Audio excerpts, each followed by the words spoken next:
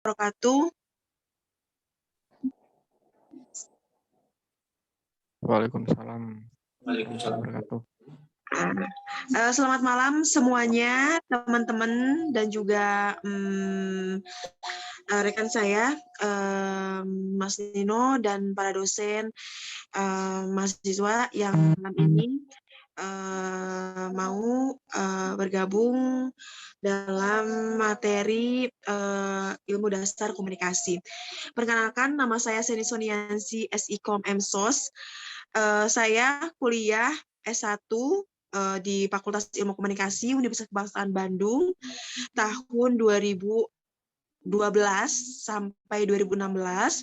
Alhamdulillah saya tepat waktu untuk lulus karena memang konsen agar bisa mengerjakan hal-hal di luar kuliah seperti itu. Terus berikutnya S2 setelah 3 tahun, bahkan setelah 3 tahun lulus S1 saya ambil program S2 di Komunikasi Penyiaran Islam di Universitas di UIN Jakarta tahun 2019 sampai 2021.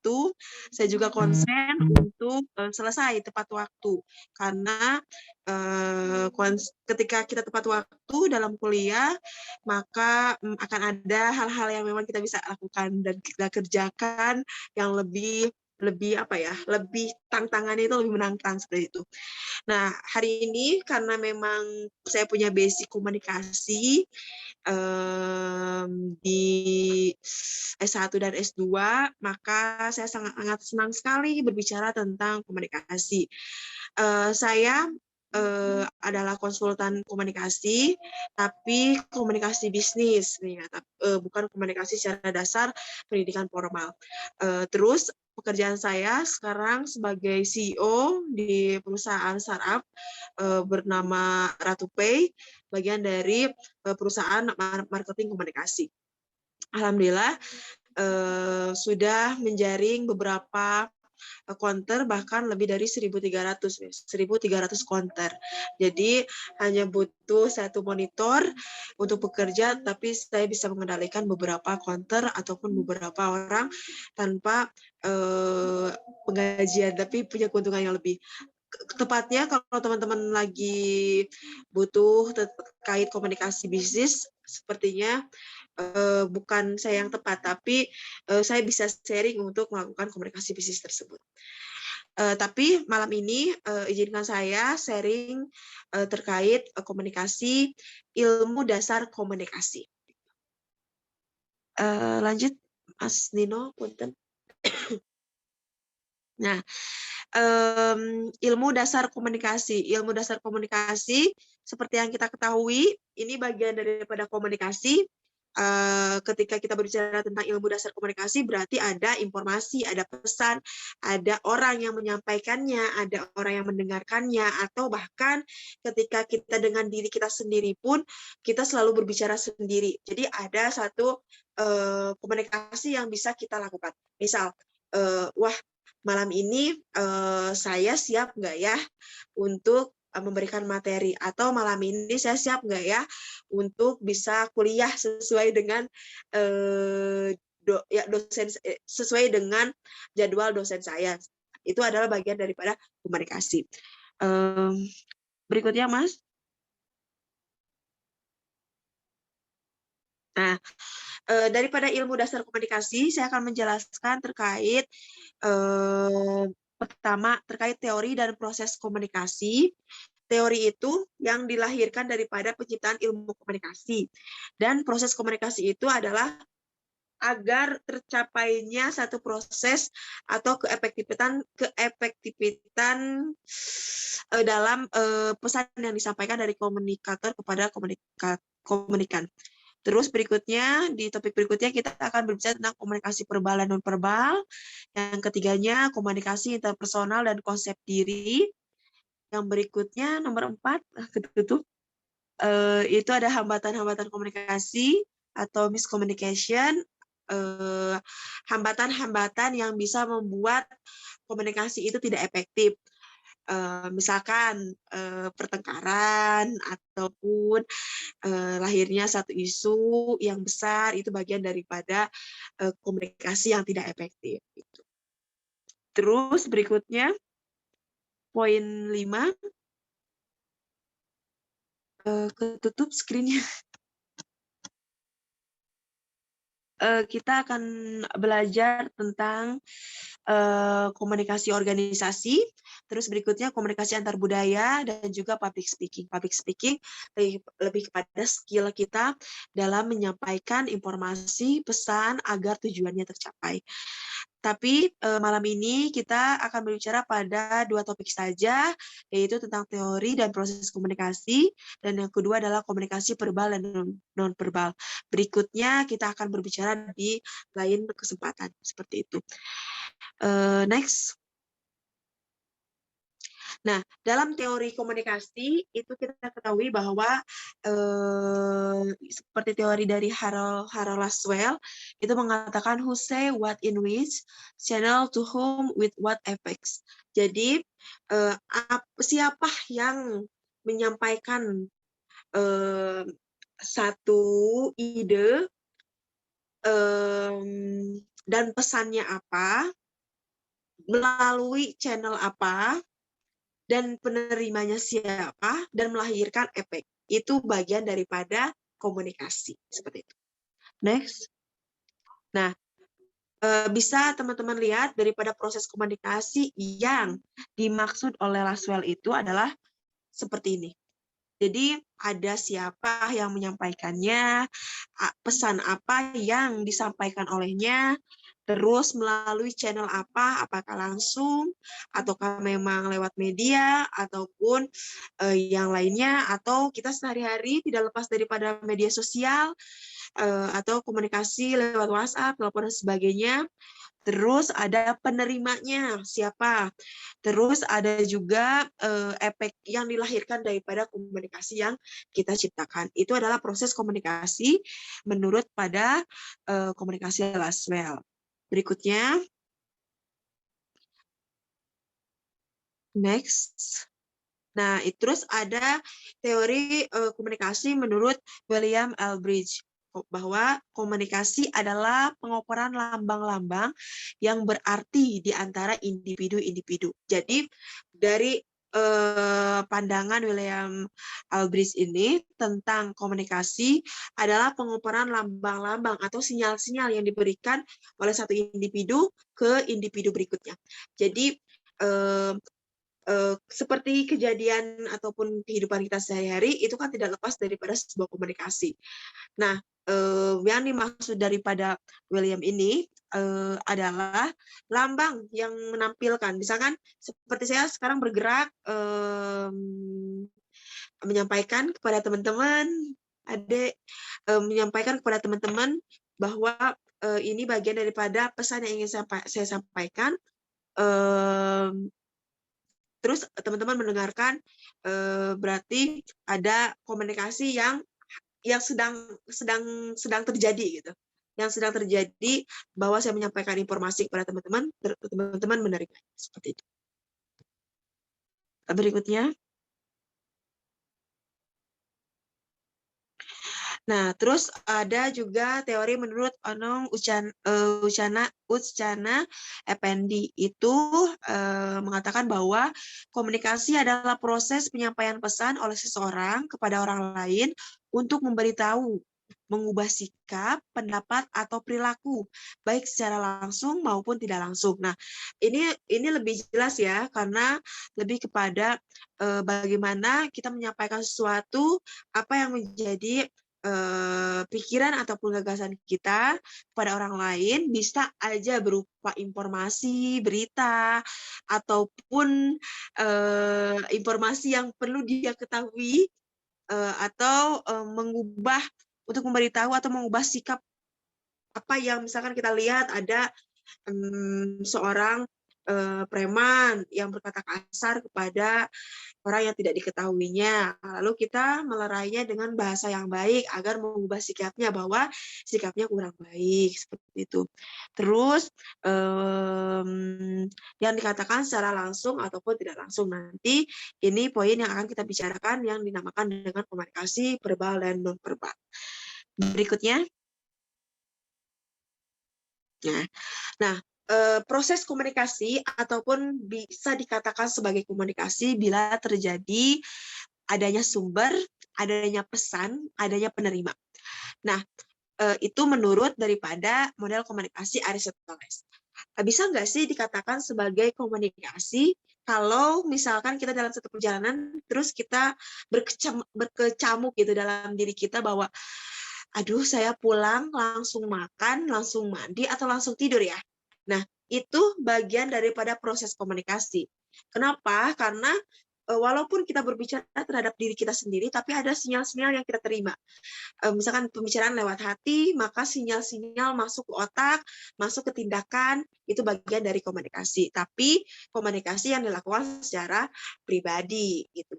Bisa kalau di sini dikatakan bahwa proses komunikasi secara efektif itu kan ketika ada feedback daripada pesan yang kita sampaikan kepada pesan yang berupa informasi dan itu ada feedbacknya seperti yang dikatakan dalam satu teori Laswell yang tadi saya sudah bilang. Berikutnya.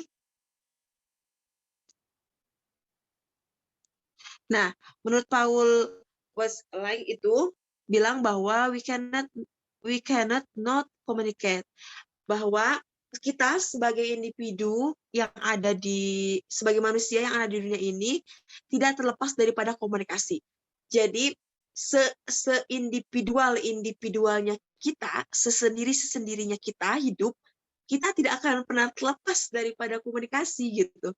Jadi kita akan terus berkomunikasi, mau dengan siapapun, dengan apapun, kita akan tetap berkomunikasi karena komunikasi itu bagian daripada kunci kehidupan kita dalam hidup di dunia ini seperti itu.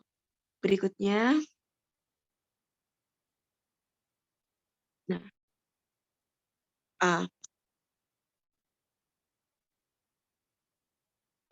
komunikasi itu sebelum ke sana.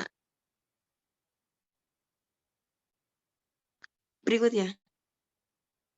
Nah, dalam komunikasi itu dibedakan sebenarnya menjadi dua, tapi ada yang namanya paraverbal. Paraverbal itu melalui gestur dan juga feedback yang dilahirkan daripada pasca komunikasi itu tersampaikan. Tapi lebih kepada dua poin sih, ada komunikasi verbal dan komunikasi non verbal. Apa itu komunikasi verbal?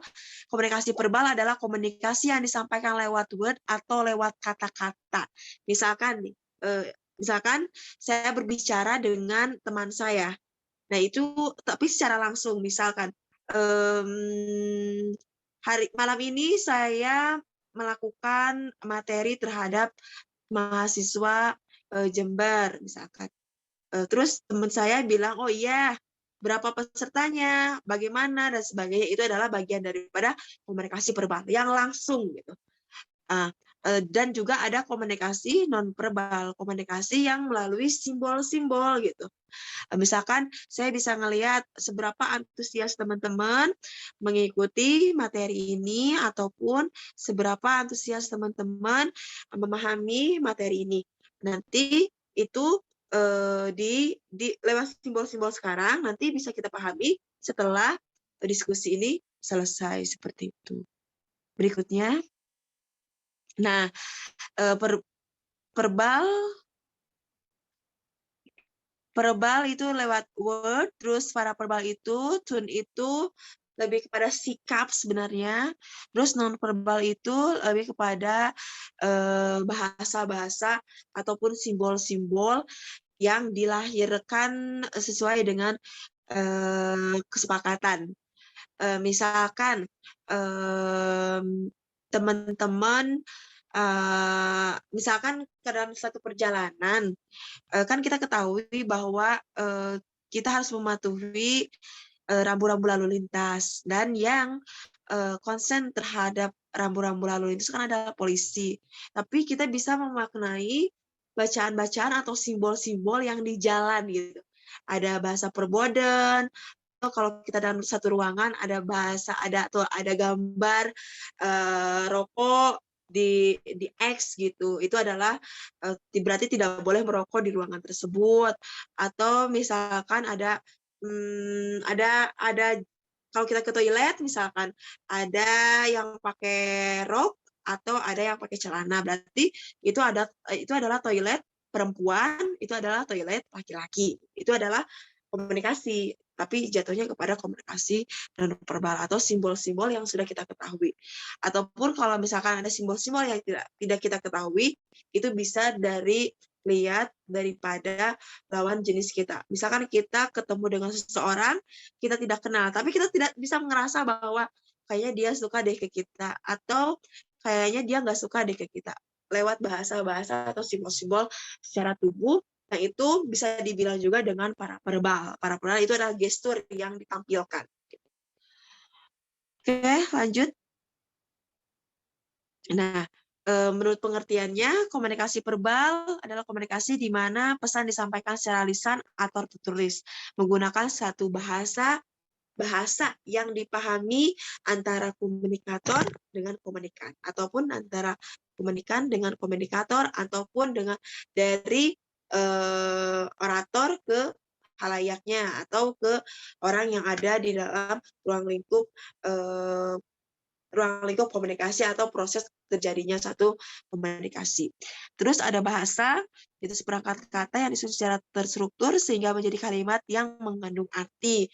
Misalkan seperti materi yang disampaikan hari ini, kalau misalkan tidak disusun, maka tidak akan terjadi komunikasi verbal yang efektif gitu ya. Jadi kalau misalkan saya sambil ngasih gambaran juga, lebih efektif mana sebenarnya komunikasi verbal dengan komunikasi non verbal? Lebih efektif komunikasi verbal karena kita bisa tahu dan bisa langsung mendapatkan respon ataupun feedback dari orang yang kita beri informasi. Tapi nanti beda lagi dengan komunikasi yang disampaikan lewat media massa. Itu namanya komunikasi massa. Komunikasi yang sifatnya satu arah tapi feedback-nya besar gitu. Kalau dikatakan lebih efektif komunikasi massa karena melalui channel, karena memang itu bahasanya komunikasi massa. Tapi kita sedang berbicara tentang komunikasi verbal dan non verbal. Terus berikutnya ada oral communication, itu berbicara dan mendengar. Seperti kita kehidupan sehari-hari, ada yang berbicara, ada yang mendengar. Itu mau pesannya bagus, mau bisa menjadi tujuan dari penyampaian pesan ataupun tidak, tapi dalam kehidupan sehari-hari kita tidak akan pernah lepas daripada orang yang berbicara dan orang yang mendengar. Bahkan kita pun dalam satu hari kadang berbicara, kadang juga mendengar. Terus berikutnya ada written communication, menulis dan membaca. Nah, sebenarnya kalau misalkan kita pahami, seseorang itu bisa terbentuk pemikirannya atau komunikasinya lewat bacaan apa yang dia konsumsi. Artinya, dalam satu buku itu memang sebenarnya bukan satu hal yang baku gitu atau satu hal yang mutlak kebenarannya, tapi merupakan isi pemikiran daripada yang menulisnya gitu. Jadi kalau misalkan kita membaca, kalau saya membaca, saya itu kadang suka membayangin, saya itu sedang berbicara dengan orang yang menciptakan buku tersebut. Karena itu bahasa dia, itu adalah komunikasi, itu adalah proses komunikasi yang dia tuangkan lewat buku dari sebuah gagasan atau pemikirannya. Seperti itu. Itu adalah komunikasi verbal dan langsung. Dan biasanya kan itu lebih efektif ya. Kita bisa mencerna apa nih sebenarnya daripada pemahaman buku yang kita baca, walaupun memang persepsinya kadang sampai, kadang enggak. Tidak terlepas dari persepsi, intinya apa yang disampaikan dalam buku tersebut kita paham. Seperti itu. Berikutnya, Nah, komunikasi paraverbal itu lebih kepada petunjukan dirinya gitu. Petunjukan dirinya bahwa misal karena saya orang Jawa Barat, pasti sukunya Sunda. Dan aksennya tuh beda, logatnya tuh beda. Misalkan lebih lebih mendayu gitu. Berbeda dengan misalkan orang Jawa misalkan. Orang Jawa lebih lebih halus sekali gitu. Atau beda lagi dengan orang Batak yang lebih tegas misalkan, yang lebih keras dan sebagainya.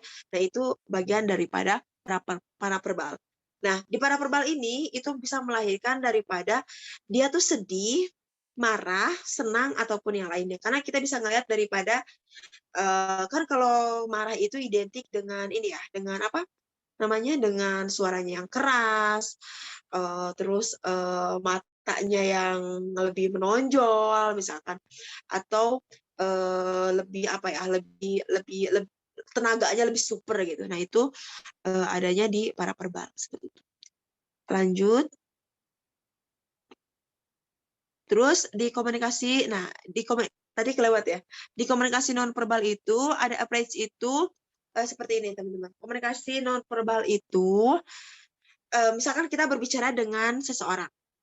Nah, walaupun secara verbalnya teman-teman sedang tidak berbicara dan saya sedang berbicara, tapi kalau misalkan kan ketika nonverbal itu kita berbicara tentang gestur, terus tentang mata kita, tentang postur tubuh kita, tentang ekspresi kita, menyikapi apa yang dibicarakan oleh seseorang ataupun menanggapi daripada apa yang dibicarakan.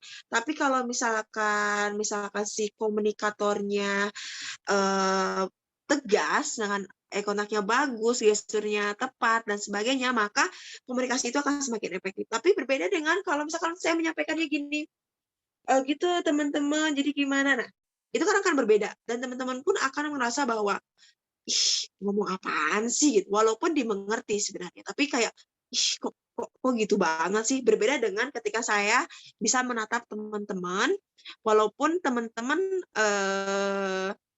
enggak memberikan feedback-nya, ataupun misalkan saya tidak tidak ngomong gitu, tapi saya bisa ngelihat misalkan kan teman-teman mendapatkan sinyal misalkan apakah saya jatuh cinta kepada teman-teman ataukah saya misalkan kurang berminat kepada teman-teman, kan teman-teman bisa ngelihat dari mata saya.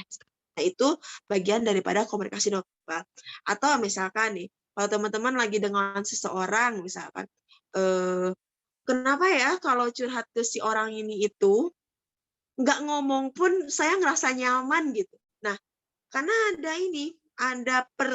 ada bahasa tubuh atau gestur yang menggambarkan dirinya gitu.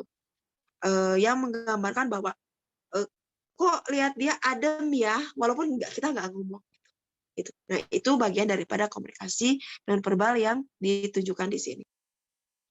Terus berikutnya.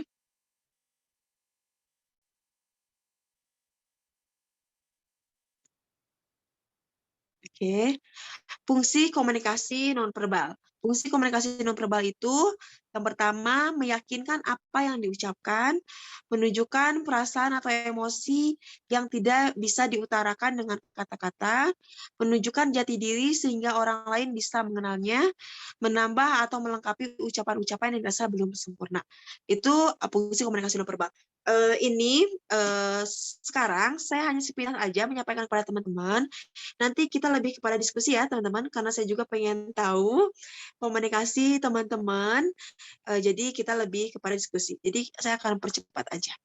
Berikutnya, nah, fungsi-fungsi daripada komunikasi itu apa? Yang pertama, fungsi informasi sudah jelas. Jadi ketika ada komunikator kepada komunikan berarti ada informasi yang disampaikan. Entah itu berguna atau tidak, berarti ada pesan aja yang bisa didapatkan daripada apa yang dibicarakan. Seperti itu. Terus sebagai sarana sosialisasi, misalkan kita punya program atau teman-teman adalah bagian daripada lembaga tertentu, instansi tertentu, menyampaikan program, maka terjadinya proses komunikasi yang berfungsi untuk menyampaikan tujuan-tujuan daripada apa yang ingin kita sampaikan. Terus adanya motivasi. Nah, fungsi-fungsi komunikasi itu motivasinya apa?